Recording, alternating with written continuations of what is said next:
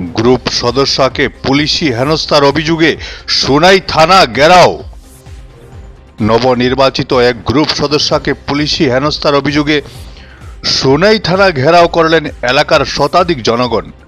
প্রতিবাদকারীরা জানান, স্বাধীনবাজার জিপির ৩ নম্বর ওয়ার্ডের সদস্য রুবা বেগম লস্কর এবং তার প্রতিনিধিকে মকবুল হোসেন লস্করকে গত রাতে হেনস্থা করে পুলিশ। বিরোধী দলের ইশারায় পুলিশ তাদের হেনস্থা করেছে বলে অভিযোগ। পরে পুলিশের এক শীর্ষ আধিকারিকের হস্তক্ষেপে প্রতিবাদী জনতা শান্ত হন।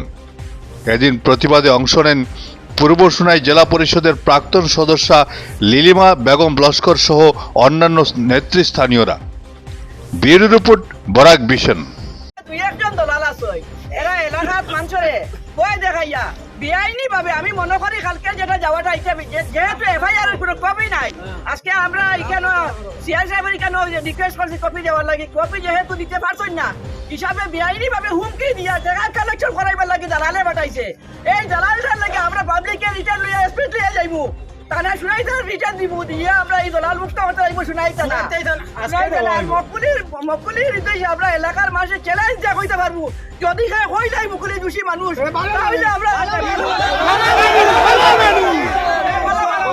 মুক্তি লাগে আমরা